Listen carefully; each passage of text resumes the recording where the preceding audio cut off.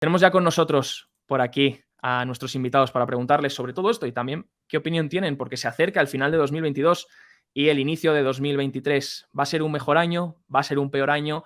¿Qué retos, qué sorpresas podemos esperar? Bueno, damos ya la bienvenida a Rafael Ojeda, analista macroglobal de Fortage Fancy Cap. Muy buenas tardes, Rafael, ¿cómo estás? Hola, buenas tardes. También damos la bienvenida a Juan Enrique Cariñanos, director de Admiral Markets en España. Muy buenas tardes, Juan Enrique, ¿qué tal estás? Muy bien, muy buenas tardes a todos. Bueno, quería preguntaros de primeras cómo habéis visto esa revisión del dato de PIB, que ha sido la noticia de hoy, del día jueves 22 de diciembre. Se revisa al alza al 3,2%. ¿Cómo casa todo esto con la recesión tan esperada que llevamos ya meses diciendo? Y también que, bueno, ahora mismo el GDP Now de Atlanta espera que esto se mantenga en el cuarto trimestre también. Espera que veamos un 2,8% de crecimiento para el cuarto trimestre del año, lo cual pondría un 2022 con un crecimiento real que, bueno, que se haya reducido por debajo de tendencia, seguiría siendo crecimiento y no tanto esa recesión. Llegará en 2023, habrá que esperar a 2024. ¿Cómo lo has visto, Rafael?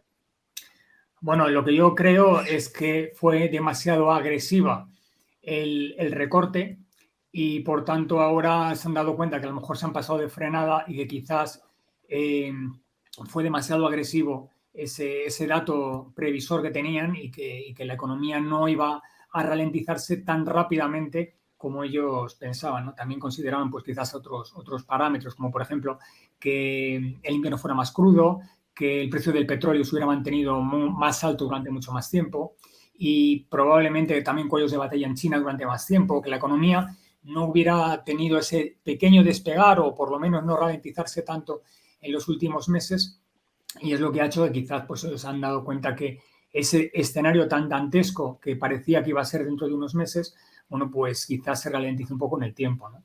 Y quizás por ahí viene un poco la previsión de que probablemente, bueno, pues que el final de año no sea tan malo como se preveía, ¿no? Pero en cualquier caso yo sigo siendo relativamente pesimista para el año que viene y creo que finalmente sí entraremos en recesión. Muchas gracias, Rafael. Juan Enrique, ¿cómo lo ves tú?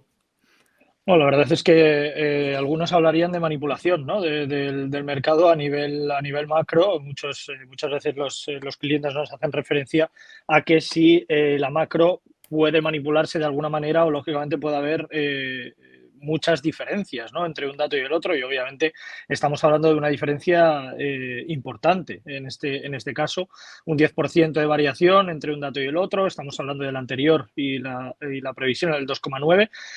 Obviamente yo creo que se esperaba, yo creo que se estimaba en este caso muchas cosas, tanto que el conflicto bélico entre la parte de Rusia y Ucrania fuera un poco más agresivo, fuera más a largo plazo de lo que se está viendo, que vamos viendo cierta, y repito, cierta relajación en este sentido, el precio del petróleo, esa constricción, ¿no? Esa situación en cuanto al precio del petróleo y el impacto que podría tener también en la economía estadounidense, y obviamente también la situación de los mercados a nivel general, que hemos visto una buena relajación de los mismos, sobre todo también una caída importante en los niveles de volatilidad. No hay que olvidar que veíamos como el VIX para octubre, sin ir más lejos, estaba en niveles de 33 y hoy cotiza en torno a 21, 22. Por lo tanto, lógicamente todo esto ayuda a que la economía se relaje, a que haya un paso atrás y esperar, un poco pensar cuál puede ser el final del año. Y es verdad que la estacionalidad no lo marca así, porque por estacionalidades vamos viendo cómo el final del año suele ser importante, suele haber un aumento de volatilidad en los mercados, cosa que no se está viendo, al contrario, estamos viendo una buena disminución, y esto, como digo, al final tiene un impacto importante en la parte sobre todo de renta variable. Lo iremos viendo a lo largo de las próximas semanas, pero coincido con Rafael, pero hay una parte en la que no, que él comenta que es relativamente pesimista. Yo soy muy pesimista con el mercado, lo he comentado en todas las últimas intervenciones que hemos visto en todos los meses. Considero que la recesión, tanto por parte de Estados Unidos como por parte de Europa, no es que vaya a llegar, sino que ya estamos en ella. Lo único que hay indicadores adelantados que ya lo marcan, pero aún así no lo estamos viendo en números. Esto es real, pero yo creo que la situación de recesión es, bajo mi punto de vista, inevitable. No inevitable del todo, porque si la Reserva Federal o el Banco Central Europeo toman medidas, lógicamente podríamos evitar esta situación y podríamos ver un cambio drástico en estas líneas, pero por el momento, mientras estas medidas no lleguen, la situación es complicada y sobre todo lo vamos a ir viendo en indicadores como el desempleo y todos los que tengan relación directa con el consumo, como bien habéis comentado en la parte del indicador ley, lógicamente. Muchas gracias, Juan Enrique. Efectivamente, nos deja. Es importante lo que has comentado porque dependerá mucho de la Reserva Federal. Y ahora quería centrarme. Bueno, lo primero, en esta tabla son algunos datos que nos deja 2022 que dan bastante miedo o se ponen, si los ponemos sobre contexto y los miramos, vemos que vimos el máximo de CPI, el 9,1 en junio, que fue un máximo de 40 años. Hemos tenido un PPI en Alemania del 45,8, que fue el mayor en 100 años. Hemos tenido la peor caída del Hang Seng desde el 2009. 2022 nos ha dejado unos datos que dan bastante yuyu, ¿no? Que dan bastante miedo. Pero mi pregunta sobre todo es, ahora que ya iniciamos el nuevo año, ¿qué sorpresas esperáis o qué cosas creéis que podrían determinar el año 2023? Recuerdo que cuando terminábamos 2021 y empezamos 2022, pues la narrativa siempre era el COVID, era la posible inflación no transitoria. ¿Cuáles creéis que van a ser las narrativas de 2023? Ahora, por ejemplo, Morgan Stanley nos ha dejado 10 posibles sorpresas. Entre ellas, tampoco son muy sorpresas, la verdad, lo titulan sorpresas, pero tampoco son muy sorpresas, en mi opinión, porque todos yo creo que sabemos que pueden llegar a pasar, ¿no? Son posibilidades que podrían ocurrir. Entre ellas dicen, pues por ejemplo, una como que China al final no pueda reabrir porque por el tema del COVID y por los contagios y que eso lleve a una deflación todavía más global. Otra dice que la Fed finalmente no pueda recortar tipos y que se convierta Powell en un Paul Volcker. Otra dice que en realidad sí que pueda cortar tipos porque haya una crisis de liquidez en los bonos y eso fuerce a que paren el quantitative tightening y la subida de tipos. Bueno, muchas posibilidades. Entre ellas, me ha sorprendido una, que es la que os quiero comentar, que es la sorpresa número 9, según Morgan Stanley, que es que la Reserva Federal revise ese objetivo del 2%, que finalmente llegue un punto en el que diga, oye, el 2% no es viable y reconocemos que ahora pues vamos a poner un 3%, un 3,5%. ¿Cuáles creéis que son esos posibles riesgos de cola, sorpresas, llamémoslo como queramos, Rafael? A ver, yo creo que la principal sorpresa sería que lo que se prevé que va a suceder finalmente no suceda. Es decir, que, por ejemplo, en el caso de China, pues que China controle el COVID y que no se encuentren con una situación muy preocupante, con millones de infectados, incluso por encima del millón y medio de muertos. Ya sabemos que ellos falsean claramente las cifras, ¿no? Pero sería una sorpresa que eso no sucediera, ¿no? También sería una sorpresa que los tipos de interés no llegaran, en el caso de Estados Unidos, por encima del 5 o 5,5%, incluso del 6%. Sería una sorpresa que los pudieran recortar antes o que incluso fuera únicamente 25 puntos básicos la próxima subida. Sería una sorpresa que Europa no entrara en una clara recesión. Y sería una sorpresa que los países bálticos, por ejemplo, tengan una inflación por debajo del 10% en los próximos meses. Es decir, lo que te vengo a decir es que sería una sorpresa si lo que muchísimos analistas, creo que sensatos, ¿no? Que no piensen tanto en su mercado o que no tengan el sesgo de defender un poco sus carteras o a sus clientes, sinceramente digan lo que piensan, ¿no? Y lo verdaderamente sorprendente sería que hubiera un giro de timón que no hiciera que la situación económica vaya hacia donde creemos que va. Y es que el problema es lo que decía el compañero. Yo era hasta cierto punto cautelosamente pesimista, y él es mucho más pesimista, pero es que en el fondo yo creo que él tiene razón. Es decir, yo no busco el hilo de esperanza de que finalmente los bancos centrales harán algo para que la recesión no sea muy profunda o que lo tengan más o menos controlado, pero todo apunta a que vamos hacia una recesión verdaderamente preocupante, verdaderamente profunda, una situación de estanflación en la que no podamos controlar la inflación y tengamos una tasa de paro más elevada. Sería una sorpresa que lo que todo apunta que va a suceder no acabe sucediendo.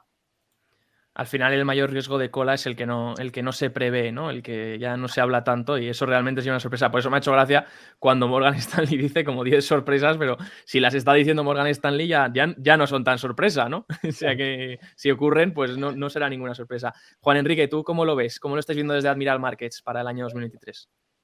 Bueno, y sobre todo yo creo que hacen un abanico de sorpresas tan elevado que al final, pase lo que pase, dirán, ¿veis? Ya lo decíamos, ¿no?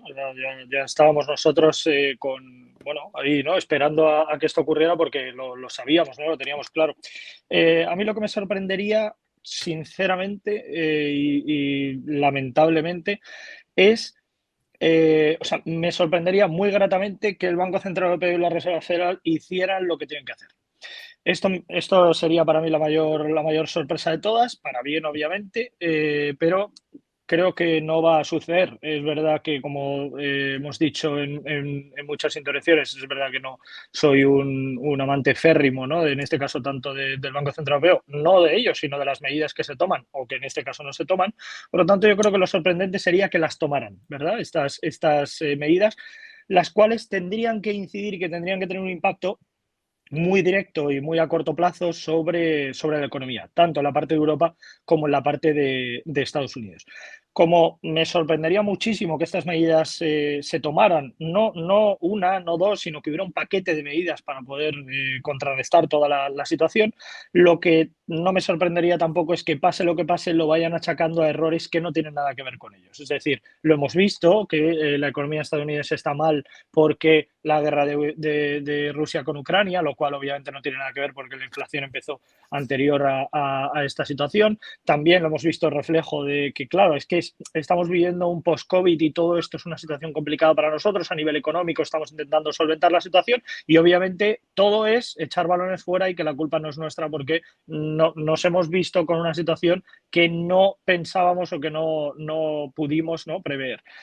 Error, lógicamente, el número uno, porque al final es tu trabajo el prever toda esa situación.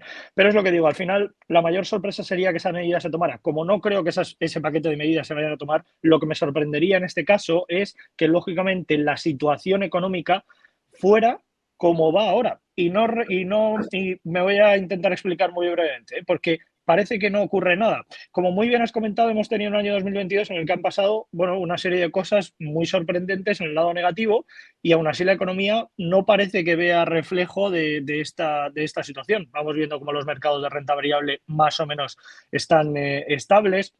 Vamos viendo cómo el mercado de bonos es verdad que va teniendo algo de volatilidad, pero tampoco una volatilidad mayor de lo esperado. Vamos viendo cómo sectores inmobiliarios, tanto a nivel de Estados Unidos como en Europa, sigue con cierta estabilidad. Es verdad que los tipos de interés van aumentando y esto lógicamente va a tener un impacto a medio y largo plazo, que no a corto plazo.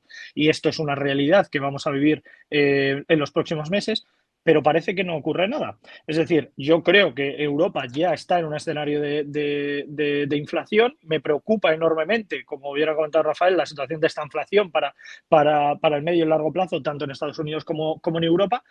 Pero si vemos la economía, si vemos los datos macro y si vemos las referencias principales y los índices de renta variable, si no tuviéramos el contexto fuera de todo esto, diríamos, pero si la economía va bien, o sea, yo no veo que haya una problemática más allá de todo esto. Por lo tanto, lo que me sorprendería enormemente es que no hubiera un impacto directo en los mercados de renta variable y que, por lo tanto, los mercados y la economía siguieran como siguen hasta ahora. Muchas gracias, Juan Enrique. Muy interesante esto que comentabas. Y aprovecho, bueno, ya que has dicho, hacías referencia a algo de no querer admitir, ¿no? No sé si lo has dicho tú, Rafael, de no querer admitir lo que está pasando o de no ver todavía el reflejo de lo que está pasando. Y sobre todo decías cuando los bancos centrales le han echado la culpa a otros factores, ¿no? Que siempre van a buscar el qué ha pasado, cuál ha sido el factor detonante de este año para yo decir que no ha sido mi problema, ha sido problema de esto. Entre ellos, pues por ejemplo, quiero daros un ejemplo que he visto el otro día, bueno, durante el día de hoy y anoche en Twitter, y es que ha habido una noticia o ha circulado mucho este gráfico y es la cotización de mercado de Tesla contra ExxonMobil. Y básicamente es porque desde 2020, pues Exxon ha superado en capitalización bursátil ahora otra vez a Tesla, ¿no? Al gigante manufacturero de vehículos. Y ha salido Elon Musk diciendo en Twitter que, claro, que esto es por la situación macroeconómica, que es por la subida de tipos, que obviamente las empresas de mayor duración y que ven los flujos de caja más lejanos en el tiempo, pues sufren más, ajustan las valoraciones, etc. Y yo me pregunto, ¿y no hay responsabilidad sobre todo lo que ha pasado con Twitter, todo lo que está pasando con las tecnológicas, que tengas una empresa que a lo mejor las valoraciones no eran sostenibles? Y os quería preguntar, porque fijaros que este gráfico de Comprarte Statista me ha parecido súper interesante en enero del 3 de 2022, Tesla tenía un market cap que ahora mismo, eliminando 800.000 millones, sigue siendo lo que ha caído, siguen sin todavía equipararse a la suma de la capitalización bursátil del resto de competidores. Si sumas Ford, Kia, Honda, Stellantis, BMW, etc. Por tanto, ha perdido más capitalización en lo que va de año conjunta de lo que todas estas empresas tienen en su conjunto, ¿no? Y mi pregunta es, ¿sigue estando cara? Y sobre todo, ya no entrar en análisis, porque a lo mejor no es una empresa que tengáis en el radar ni que hayáis analizado, pero ¿qué lecciones nos deja el ver esto? El ver estos cambios repentinos donde ExxonMobil pues apenas vemos un crecimiento pues, normal, un crecimiento que tiene sus correcciones, que tiene sus consolidaciones, pero que sigue al alza, mientras que en muchas empresas tecnológicas o startups hemos visto este patrón repetido, este patrón de boom and bust, de subida drástica y luego caída drástica, como por ejemplo, otro ejemplo era el ETF de ARK contra Berkshire Hathaway, contra la empresa de Warren Buffett, que después de 5 años, pues Berkshire volvía a recuperar en rentabilidad, volvía a superar a Catherine Woods, ¿no? ¿Cómo veis esto? ¿Qué lecciones nos deja para el año 2022 de cara a los inversores y sobre todo a las personas que nos ven, Rafael? Pues hombre, la lección que nos viene a decir es que siempre ocurre lo mismo, pero siempre creemos que innovamos. Es decir, cuando las .com parecían que las empresas de la vieja economía eran aburridas y que lo divertido era invertir una .com que tenía una página web y que algún día, dentro de muchos años, a lo mejor ganaba algo de dinero. Y por eso la empresa tenía un PER 80. Mientras que era aburridísimo, pues comprar una acción como Coca-Cola, que sí, pero que siempre hacía el mismo producto, ganaba dinero y era una vaca a ordeñar, ¿no? Pues es un poco lo que pasa con ExxonMobil. ExxonMobil es una máquina de ganar dinero, que, hombre, ganará más o ganará menos, obviamente, dependiendo del contexto económico en el que esté, del tipo de cambio del dólar, de la demanda de petróleo, obviamente, ¿no? Pero en el caso de Tesla resulta absolutamente absurdo los ratios a los que operaba, los PERes en los que se movía una empresa que perdía dinero. Es que no nos olvidemos, Tesla perdía dinero. Y la única manera de poder ganar dinero era unos ratios, o sea, una productividad, unas ventas, unos márgenes que eran absolutamente insostenibles y que lo siguen siendo a día de hoy. Entonces, ¿qué lección nos da? Bueno, pues la gente se apunta muy rápidamente a un carro en el momento que tú estás ganando un 60, un 70% de rentabilidad y piensas, oye, mientras esto suba, yo me apunto al carro. Me da lo mismo que es insostenible, pero yo me apunto al carro. Esto es lo de los tulipanes. Hasta que un día dicen, pero macho, que has comprado un tulipán. Un tulipán no vale lo que una casa. Y en ese momento, pues tenemos, pues eso, la realidad de las cosas, como el rey desnudo y tantas cosas que nos reímos, pero que pasan y seguirán pasando. Y en el caso de Tesla es exactamente lo mismo. Yo no creo que le haya pasado factura por el tema Twitter. Es porque realmente Tesla no vale realmente lo que en estos momentos se está cotizando. Y tarde o temprano se pone en precio. Lo de ARK con Berkshire Hathaway es lo mismo. Es decir, el señor Buffett tiene muchísimas empresas aburridas, pero aburridas de dar un dividendo sostenible a lo largo del tiempo. Y como son muy aburridas y sabes que no vas a tener una rentabilidad por incremento de cotización, pues te vas hacia otras empresas más divertidas, como es el caso de Tesla. Pero a la hora de la verdad, sobre todo cuando vienen mal dadas, es cuando la gente se acuerda de esos nichos de valor donde tú tienes un flujo de caja, donde tienes unas empresas muy bien gestionadas, poco apalancadas y que es donde está el dinero. Y eso yo creo que es lo que está sucediendo. Muchas gracias, Rafael. Juan Enrique, ¿tú cómo lo ves? ¿Crees que además ha comentado Rafael algo interesante sobre el tema de que incluso ahora podría seguir cara, que es algo que los inversores a lo mejor no están visualizando, que aunque una empresa haya caído por doble dígito y una barbaridad en lo que va de año, todavía puede seguir siendo cara? Eso no cambia que la valoración empiece a estar barata solamente porque haya caído un 50, un 60%. Entonces, ¿cómo medimos o cómo sabemos cuándo ya las tecnológicas van a volver a estar atractivas o van a sanar todos esos excesos que Rafael comentaba? ¿Cómo lo ves? Bueno, yo creo que aquí es claro, ¿no?, el concepto y muchas veces lo decimos, ¿no? El tener cuidado con el concepto trampa-valor, ¿no? Que muchas veces vemos que el precio de una acción cae tanto que ahí la consideramos barata, ¿no? Y hay muchas veces que, hombre, es que ha caído, estamos hablando de que en el año Tesla ha caído más del 66% en cuanto a rentabilidad anual. Y mucha gente puede decir, es Tesla, es un gigante, buena capitalización, una empresa grande, con cierta liquidez, poca deuda, entre comillas, podemos optar, ¿no?, por invertir en ella. Pero claro, no nos olvidamos o no nos deberíamos en este caso olvidar que hablamos de una empresa que sigue, pese a las caídas y pese al precio de cotización que tiene, comparado lógicamente con los ratios de enero, que es decir, que estábamos hablando de precios cercanos a 400 y ahora estamos hablando por debajo de 150, que aún así nos encontramos ante una empresa que tiene un PER por encima de 40. El PER, para el que no lo sepa, es más o menos, o hablando así de calle o coloquialmente, es el número de veces que la empresa está cara, ¿no? En este caso, o que el precio está incluido dentro de la propia acción. Más de 40 es una salvajada, es muchísimo con respecto al mercado y también es mucho con respecto al propio sector. Porque claro, si podemos decir, mira, pero es que 40, 42, que es en lo que está, no es caro porque el sector, la media del sector, hay otras compañías que tienen más o menos lo mismo, pero es que poniendo en la comparativa con Exxon, vamos a ver que el PER que tiene Exxon está por debajo de 10, lo cual, lógicamente, pese a que Exxon ha tenido una rentabilidad, una revalorización anual por encima del 70%, aún así sigue estando barata con respecto al mercado y, por supuesto, con respecto al sector. Si nosotros no tuviéramos en cuenta la evolución del precio ni de Tesla ni de Exxon a lo largo de todo el año e hiciéramos balance por fundamentales, viendo capitalización, viendo el PER, viendo el ROE y el ROA que tienen cada uno, etcétera, etcétera, obviamente nuestra inversión debería estar colocada en Exxon 1000 veces antes que en Tesla. Porque pese a que el precio de Tesla ha caído, aún así sigue estando cara. Yo creo que las valoraciones de Tesla eran muy, muy por encima de la realidad, pero muy, muy por encima de la realidad. A nivel fundamental vamos viendo como Exxon sigue siendo una compañía que, pese a la evolución que ha tenido tan favorable a lo largo de todo el año, que repito, estamos hablando de más de un 70% de rentabilidad, pese a ello, yo creo que aún así sigue estando barata. Es decir, yo creo que seguirá pudiendo tener un rendimiento favorable. Es verdad que técnicamente vemos cómo consolida bien el entorno de 100, habrá que ver qué ocurre con el entorno de 110, 115, que parecía que le costaba superar, pero aún así yo creo que es una entidad que sigue teniendo buena rentabilidad, que sigue teniendo un buen dividendo y que, lógicamente, la situación por la que se predispone para el medio y largo plazo sigue siendo claramente favorable con respecto a Tesla. Habrá otras compañías con las que la comparativa salga más cara, esto podría pasar, pero si la comparáramos con Tesla, lógicamente hablaríamos de una compañía en la que podríamos estar en ella sin ningún tipo de problema para medio plazo. Una cosa no quita la otra y la evolución de cada una, lógicamente, tiene una predisposición.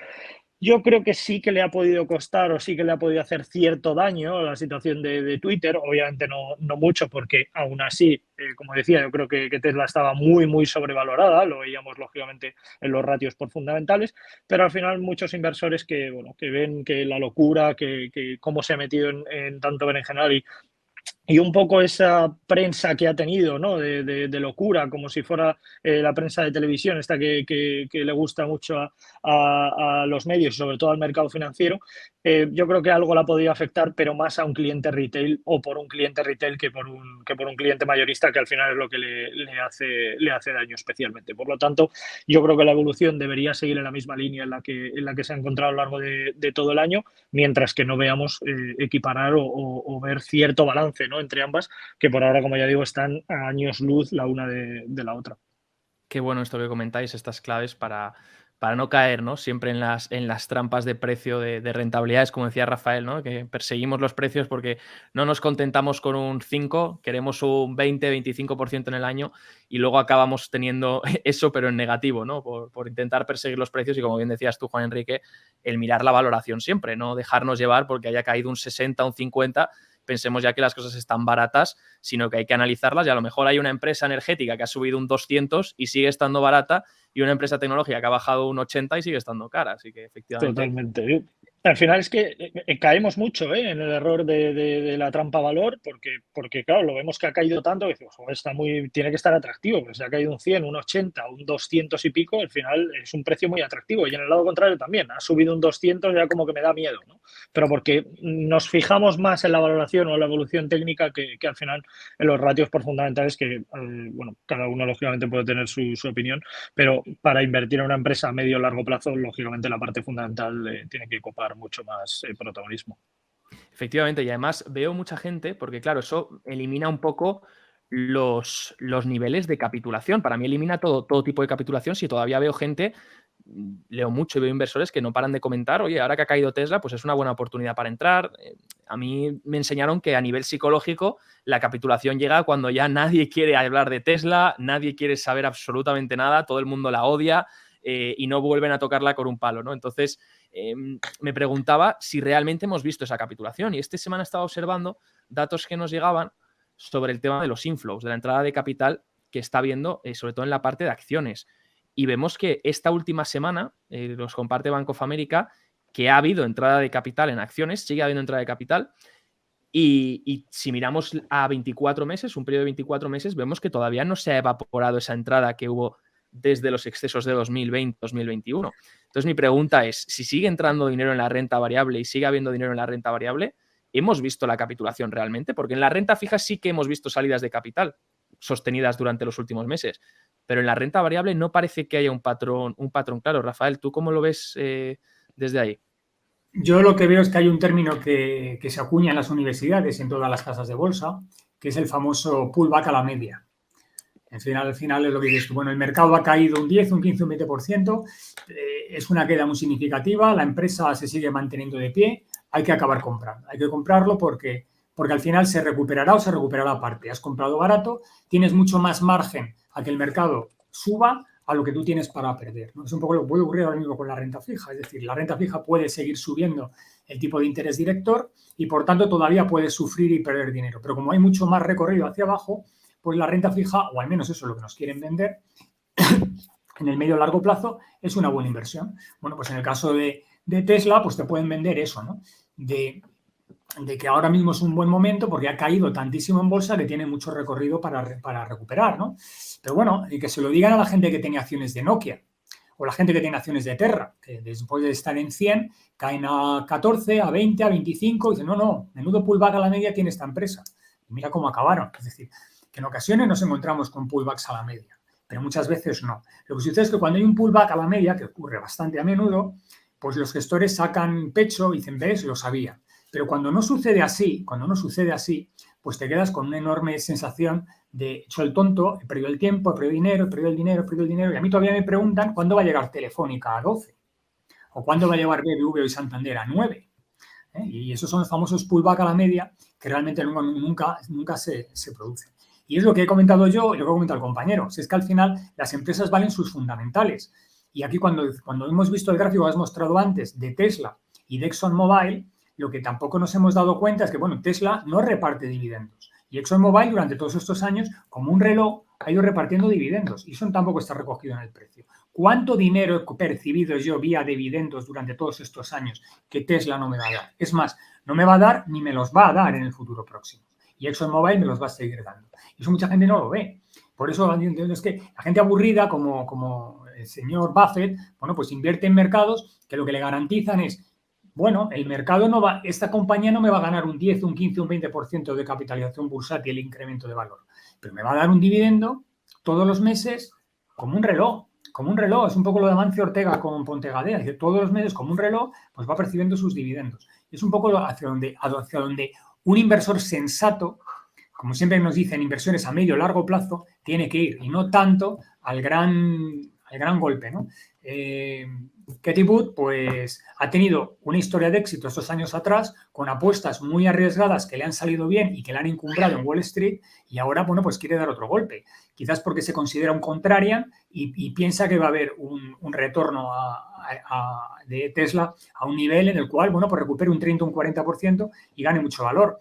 Pero la realidad es que los fundamentales de Tesla no justifican ese valor. Es decir, no justifica a Tesla que valga más que el resto de las compañías del mundo, es decir, de su sector. Es decir, si ahora mismo imaginémonos un ejemplo absurdo, que siempre lo pongo, es, mi padre va a morir y tiene 2 hijos, y uno dice, te doy Tesla y al otro te doy todas las demás. Pues yo quiero ser el que me dan todas las demás. Yo quiero ser el que me dan todas las demás. Yo no quiero Tesla, que Tesla puede ir muy bien, yo prefiero todas las demás, porque algunas irán mal, pero otras irán bien, y Tesla no vale más que todas las demás juntas. Pero eso, si lo cuentes a quien se lo cuentes. Muchas gracias, Rafael. Nos quedamos con esa reflexión. Juan Enrique, ¿cómo lo ves tú desde lo que ha comentado Rafael y también desde el punto de vista de esto que hemos comentado de las entradas de capital, si realmente hemos podido ver la capitulación y aún seguir viendo entradas en renta variable, ¿no? Bueno, es verdad que se ha visto entrada de dinero y es verdad que hemos visto entrada de dinero, hay una cosa que me parece bastante llamativa, bastante anecdótica de cara a los mercados de renta variable, y es que hemos visto acumulación por parte de las manos fuertes, lo cual me parece bastante característico, sobre todo para el medio plazo. Hay veces que en el mercado entramos y vemos cómo hay entradas de capitalización por parte de minoristas, lo que llamamos las manos débiles, y hay otras veces que vemos cómo en el mercado entran las manos fuertes. En este caso, lo que hemos visto en los últimos mes y medio, hablaríamos de unas 5 o 6 semanas, es entrada de manos fuertes, lo cual es bastante llamativo y es bastante, como digo, característico de cara al medio plazo. El hecho de que las manos débiles sean las protagonistas es lo que hace que podamos tener una previsión a corto plazo, y si las entradas o las salidas, en este caso las hacen las manos fuertes, la previsión que podemos tener de cara a la evolución de los mercados de renta variable va más ligada al medio plazo. 3, 5, 7 meses, más o más, ¿no? Pero más ligado a ese horizonte. Y a mí lo que me parece bastante llamativo y bastante característico ahora es la entrada, en este caso, la fuerza que está imprimiendo en los mercados las manos fuertes en los mercados de renta variable. Lo hemos visto en el DAX, lo hemos visto en el Standard & Poor's, lo hemos visto en el CAC 40 también, lo hemos visto en el Hansen. Hay varios índices en los que se está viendo acumulación de manos fuertes, y esto es bastante característico, como digo, para los próximos 3 a 5 meses.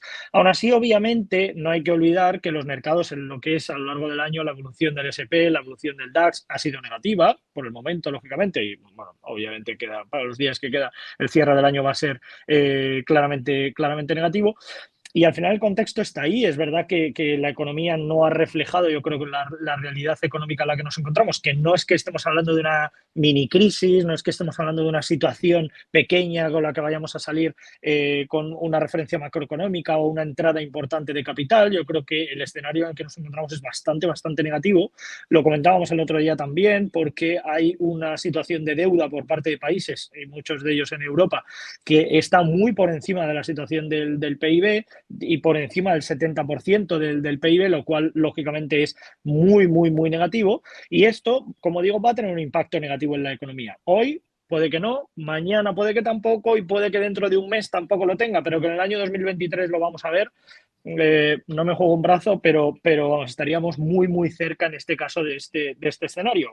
Repito, puedo ser muy pesimista, no digo que no, pero yo no creo que sea pesimista u optimista. Lo que creo es que soy realista con la situación actual y con la situación macro y fundamental que tenemos encima de la mesa. Por lo tanto, es verdad que estamos viendo entrada de capital. Me llama la atención que la entrada de capital sea por parte de manos fuertes, lo cual es, como digo, bastante positivo para el medio plazo, pero aún así es verdad que las referencias macroeconómicas no han tenido un sesgo como para soportar o como para guiar en este sentido a los mercados de renta variable a subidas en este horizonte temporal. Por lo tanto, ahí hay una divergencia bastante contraria en cuanto a parte de entrada en el mercado y parte de la referencia macroeconómica, que lógicamente por algún lado chocará, y estaremos encantados, ¿no?, de ver ese choque y ver ese aumento de volatilidad, que recordar, la volatilidad no tiene por qué ser nuestra enemiga, siempre puede ser nuestra amiga, siempre que lógicamente sepamos cómo utilizarla en nuestro favor. Muchas gracias, Juan Enrique. Aprovecho, ya que habéis comentado tanto sobre perspectivas y hemos hablado de tecnológicas, hemos visto valoraciones, hemos hablado también de estas entradas de capital, aprovecho para preguntaros, ha salido de la encuesta de BofA Fund Managers, de los managers de fondos, les han preguntado pues cuáles son los activos que esperan que mejor lo hagan en 2023. Me ha sorprendido ver ciertas cosas ahí. Me ha sorprendido ver, os seré sincero, el cripto, por ejemplo, me sorprende mucho ver un gran porcentaje por debajo del 5, pero un 4, casi 3% que vota que cripto puede ser el mejor activo del año que viene. Sí que bonos lo esperaba más bien, bonos gubernamentales, por el tema de que ya se está hablando del posible pivot y cómo ese movimiento hacia larga duración está incrementando. Acciones me sorprende y commodities también. ¿Cómo lo ves tú, Rafael, esta tabla que esperan los managers de fondos como mejores activos para 2023? ¿Quitarías algo de ahí? ¿Meterías otra cosa? ¿Cómo lo ves? Es que cuando ves la gráfica te das cuenta que al final hablamos de 6 productos y dices, bueno, cash. El cash es un horror, y tener un 5% en cash es lo que realmente cualquier fondo de inversión debe de tener, porque tiene que tenerlo. Tienes un 3% de criptos, porque, hombre, siempre puede ser la gran sorpresa del año, pero obviamente lo que demuestra es que las criptos están prácticamente fuera. Y commodities, sobre un 12, un 13% por ahí, bueno, pues también puede ser la gran sorpresa del año, pero bueno, lo que nos damos cuenta es que al final la gran pregunta es bonos o acciones, ¿no? Y dentro de los bonos, ¿qué tipo de bonos? Pues los bonos gubernamentales o los bonos corporativos. A mi modo de ver, yo creo que a mí me resulta más interesante el bono corporativo que el bono gubernamental, pero yo creo que en estas preguntas siempre hay algo de sesgos y considero que probablemente los gestores también están dando una opinión que pueda servir como elemento de marketing para poder venderlo, ¿no? Igual que con el tema de las acciones, a mí sí me sorprende el tema de las acciones porque estamos ante un año que puede ser realmente muy, muy, muy complicado para el mercado de acciones si la cosa no mejora sustancialmente y todo apunta que no lo va a hacer. Todo apunta a que no lo va a hacer. Digan lo que nos digan, porque nos cuentan la película, porque todavía me acuerdo que la inflación iba a ser absolutamente puntual y que van a ser para un par de meses. Y cuando hablamos aquí tenemos la inflación al 10%, y como te comenté la semana pasada, y sí, un 10% aquí, pero es que en las repúblicas bálticas tienen un 20% de inflación. A ver cómo soportas eso, es que prácticamente son repúblicas bananeras a este ritmo, ¿no? Entonces, es muy complicado, pero cuando te das cuenta, lo que te viene a decir es que invertir en bonos o invertir en acciones, que puede ser un año muy complicado, no tiene alternativa, porque ni commodities, ni cripto, ni cash lo son. Por lo tanto, en algo hay que tener el dinero. Así que al final le digo, bueno, pues los meto en bonos, que los bonos sé más o menos por dónde pueden ir el tiro, y hombre, meto acciones porque como siempre existen, siempre que haya volatilidad, si lo sé gestionar, pues hay determinadas acciones, como puede ser ExxonMobil, por ejemplo, que me pueden proteger, ¿no? Pero es que aquí lo que se me demuestra es que bonos y acciones frente al resto, ¿no? Eso es lo que nos viene a demostrar. A mí la encuesta me parece pues normal, un poco lo previsible. Has comentado algo muy interesante, Rafael. Decías, se esperaba, cuando hablábamos ya del año pasado, esa inflación transitoria que se esperaba que iban a ser meses, que al final se fue hasta el 9 y algo. Ahora seguimos en el 7. Estamos viendo el otro día que Japón, que ha sido un país que acostumbra a la deflación, ya está en el 3,7. Y ya el gobernador del Banco de Japón haciendo cosas raras para intentar decir que siguen en modo expansivo, pero ya empezar a que los tipos suban, ¿no? A incrementar ese rango del control de la curva hasta el 0,5%. Y claro, se va viendo un poco cómo los bancos centrales se han ido rindiendo durante todo este año. Has comentado también bonos y quería preguntarte sobre los bonos, sobre si crees que la correlación que hemos visto este año entre bonos y acciones se va a romper de nuevo, si vamos a volver a ver esa descorrelación y que realmente una cartera pues 60-40 pueda ser algo interesante. ¿Qué crees que hace falta para que esa descorrelación vuelva? ¿Que la inflación baje a partir de un nivel de inflación más razonable, un 5, un 4? ¿Cómo opinas? ¿Qué opinas de eso? Para también tener tu opinión. Hombre, yo pienso que realmente lo que debería suceder, a mi modo de ver, es que el mercado demuestre un poco de cordura. Es decir, en estos momentos la correlación era entre bonos y acciones era porque en un momento de pánico absoluto, absolutamente todo cae y no hay donde esconderse, ¿no?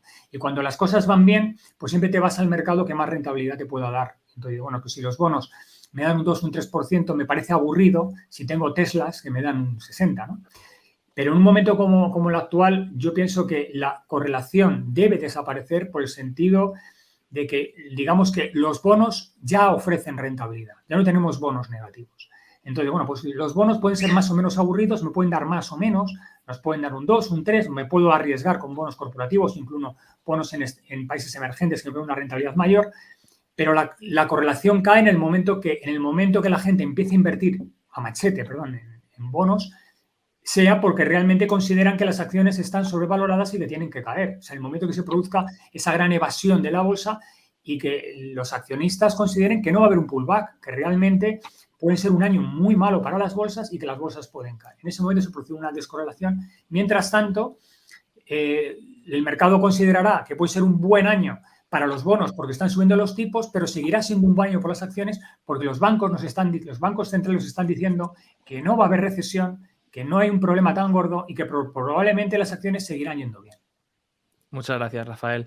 Juan Enrique, ¿cómo ves tú todo esto? Hemos hablado, Rafael nos ha comentado esa correlación acciones-bonos, cuándo podría romperse, su opinión sobre cuáles pueden ser estos activos que nos ha dado la encuesta de cuáles pueden ser los mejores del año 2023. ¿Tú cómo lo ves? ¿Cómo lo ves desde Admiral Markets? ¿Qué creéis que puede ser, uno, el activo ganador y dos, si esta encuesta te cuadra? Porque o era muy de esperar, como nos ha dicho Rafael. A ver, a mí lo que me descuadra y que me deja o sea, me sorprende bastante es la parte de acciones.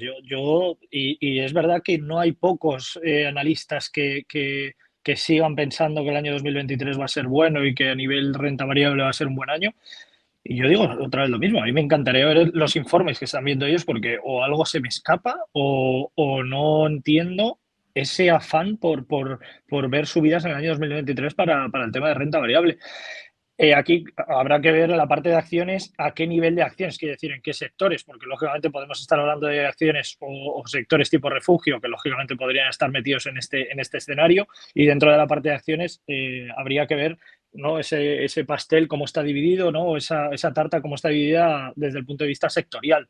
Y obviamente yo creo que mucho peso podrá tener la parte renovable, mucho peso la parte energética. Veremos a ver con la evolución de los tipos de interés y el mercado financiero, el sector financiero puede tener también protagonismo, etcétera, etcétera. Y obviamente por aquí podrían venir, pero a mí no me sorprende la situación de bonos, ni a nivel gubernamental, ni a nivel corporativo, y yo creo que la descorrelación va a ser muy, muy elevada.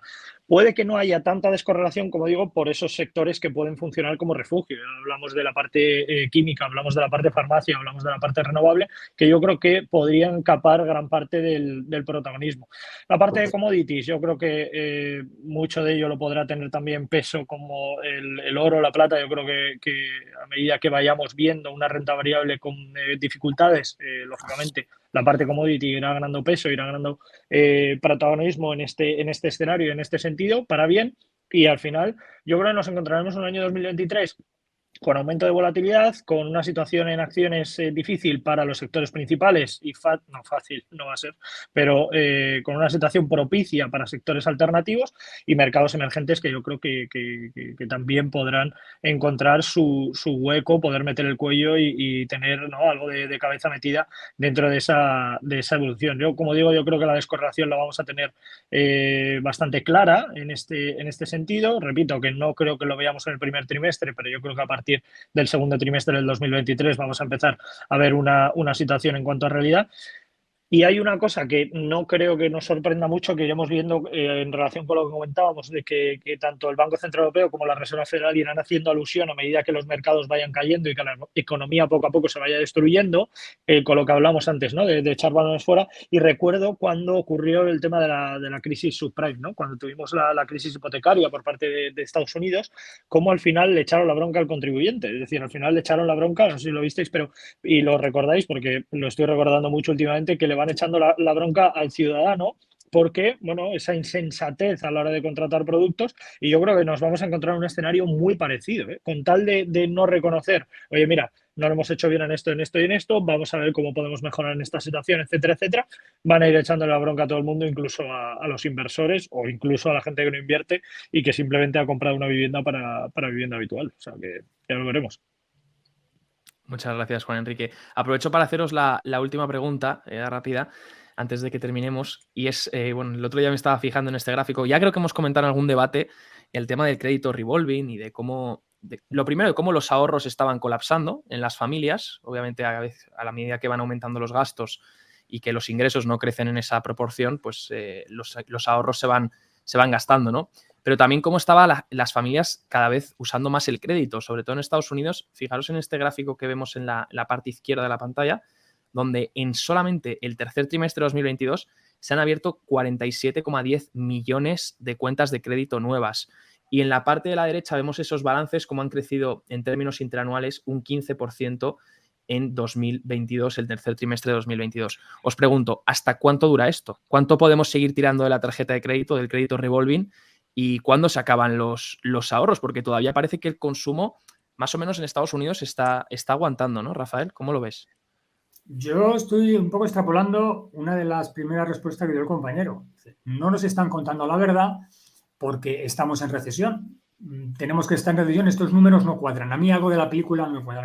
A mí no me cuadra que los ciudadanos tengan dinero ahorrado, que los ciudadanos tengan dinero y sin embargo estén abriéndose cuentas revolving. Cuenta revolving es cuando ya no tienes dinero y quieres seguir manteniendo, digamos, tu nivel de gasto esperando algo, no sé, que te van a subir el sueldo aún más de lo que lo están subiendo en Estados Unidos. Es decir, no tiene mucho sentido que se estén abriendo cuentas revolving cuando la gente disponga de dinero, porque son cuentas que se remuneran unos tipos de interés bastante elevados, en algunos casos yo diría que leoninos, y nadie va a abrirse una cuenta revolving si dispone de cash para poder hacer frente a los mismos. Por tanto, a mí lo que me viene a demostrar esto es que no es cierto el nivel de cash que tienen ahora mismo las familias norteamericanas si de verdad están tirando del revolving. Eso es lo que me viene a demostrar de que algo de la película no me cuadra, como no me cuadra el número de muertos por la pandemia en China, ¿no? Es decir, no tiene especial sentido. ¿Cuándo se acaba esto? Bueno, esto se acaba en el momento en el cual, digamos que el sistema ya colapsa, en el momento en el cual incluso las compañías de revolving se dan cuenta de que no pueden seguir financiando familias que al final no van a hacer frente a esos pagos, ¿no? Pero lo que viene a demostrar es que ese crecimiento o ese consumo norteamericano está cogido con alfileres y que en cualquier momento puede caer de una manera muy significativa, y en el momento que cae de una manera muy significativa será el momento en que al final, bueno, pues salgan todas las vergüenzas de que la situación económica no está como está, que el crecimiento económico es mucho más débil de lo que se supone que es, y que la recesión no solamente es inminente, sino que probablemente pueda ser más profunda de lo que en principio se aventura. Muchas gracias, Rafael. Sí, efectivamente. Y además con los tipos de interés que han subido una barbaridad ahora, como para meterte a cuentas de estas que te van a dar casi un interés de doble dígito, ¿no? Tiene que ser porque realmente necesitas el dinero. Y es verdad que hasta cuándo, bueno, estamos viendo, por ejemplo, en la parte de coches, en la parte de deudas en coches, estamos viendo un montón de repos. Yo llevo viendo vídeos de parkings que se están llenando de personas que ya no pueden hacer frente a la deuda de su coche, y las aseguradoras o los bancos se los están quedando y están empezando a estar los parkings llenos, ¿no? Juan Enrique, ¿tú qué opinas de todo esto? ¿Cómo puede afectar el consumo? Tu previsión no es muy buena, pero claro, ¿qué nos dice esto de ver el crédito dispararse tanto, el uso de crédito por las familias? Bueno, una de las características que tienen las cuentas revolving, obviamente que no tengas dinero, pero también aumenta cuando la gente tiene la estimación o tiene la previsión, en este caso, de que vaya a haber una recuperación a corto plazo. Es decir, oye, mira, yo pido un crédito ahora, me endeudo a un interés relativamente desorbitado, dependiendo de la situación, pero porque yo considero que a corto plazo la situación va a tener un giro, ¿no? Se va a solucionar. Por lo tanto, el problema que veo con todo esto es que, claro, al final estamos viendo cómo las entidades financieras también se hacen eco de esta realidad. Esto no hace falta irnos a Estados Unidos, lo podemos ver aquí. Nos pasó el otro día con un cliente en el banco, y la banca le comenta, ¿no? Hace abiertamente alusión al cliente. No te preocupes, porque esto en pocas semanas, en pocos meses, la situación va a ir a mejor. Y vuelvo otra vez a decir lo mismo que decía antes. Me encantaría ver el informe que tienes como para poder hacerte fuerte, ¿no? en ese argumento, y para poder decir a un cliente tuyo que la situación a corto plazo va a mejor. Entonces, la situación que tenemos es la que hay, y al final el aumento tan grande y tan drástico de las cuentas revolving no deja de ser una situación complicada, y no deja de ser una situación de, oye, no tengo dinero y necesito crédito a corto plazo, pero también es porque considero que a corto plazo, no más allá de 3-4 meses, la situación se va a solucionar. Porque me vayan a subir el sueldo, porque una de las inversiones que tengo vaya a funcionar bien, porque no tengo trabajo y va a aumentar. Pero claro, en el lado derecho, como bien comentabas, vemos el aumento del gasto, vemos la situación como, claro, los gastos van aumentando en cuanto a la inflación, en cuanto a la situación de inflación, y es verdad que la cantidad de desempleo va aumentando, porque lo hemos visto en la última referencia macroeconómica, como el desempleo sigue en aumento, que un día podríamos hacer un especial únicamente solo del desempleo en Estados Unidos, porque ahí podríamos tener horas y horas y horas para hablar de esa caja de Pandora que en el momento que se abra va a haber de todo, ¿no? Pero claro, la situación es muy complicada. El desempleo aumenta, el crédito aumenta, el gasto aumenta. Entonces, claro, al final el desempleo no es infinito. En primer lugar, el crédito que estás pidiendo lo tienes que pagar sin dinero, y la situación económica yo no creo que se vaya a solucionar a corto plazo. Por lo tanto, ¿hasta cuándo va a durar esto? Como comentaba Rafael, y como hemos visto y como hemos ido comentando, al final, lógicamente, esto es como tensar, ¿no? Como tensar la situación económica de esa cuerda, que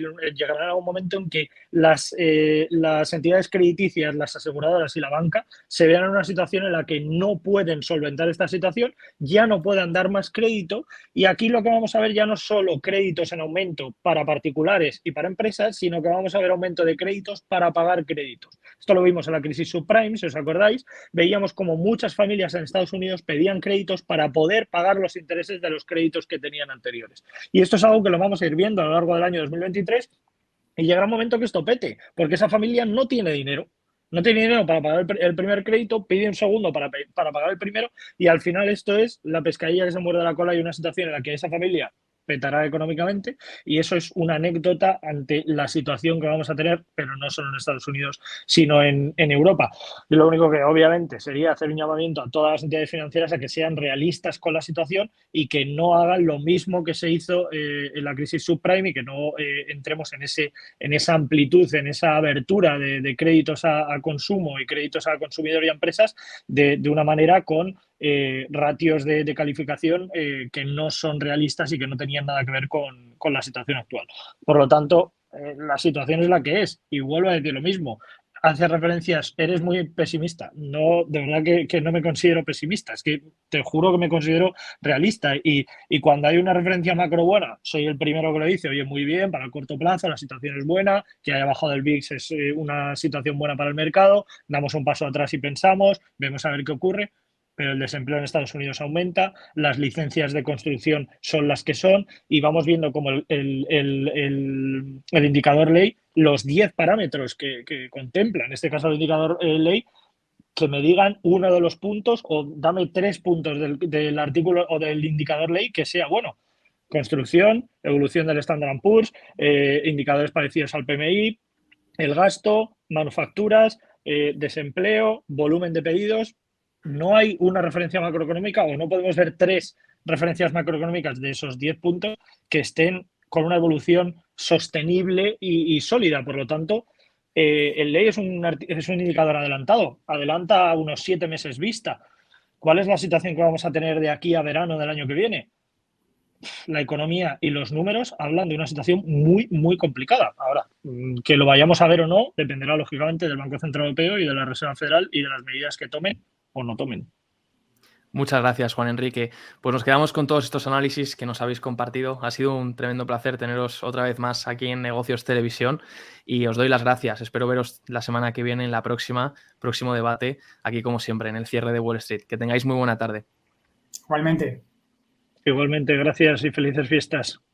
A vosotros. Nos despedimos de Rafael Ojeda, analista macro global de Fortage Fancy Cap, y también de Juan Enrique Cadiñanos, director de Admiral Markets en España. Y nosotros damos las gracias a todos los espectadores que han estado hoy aquí con nosotros otra vez, un día más, en el cierre de Wall Street, día jueves 22 de diciembre. A continuación tendrán el cierre con Gabriel Montalto para ver cómo cierran los índices, cuál es el nivel actual en el que nos encontramos, los diferentes sectores y sobre todo para hacerle también las preguntas pertinentes que consideren sobre ciertas acciones o ciertos activos. Yo me despido y nos vemos como siempre todos los días aquí en el cierre de Wall Street a las 8 de la tarde. Un abrazo fuerte.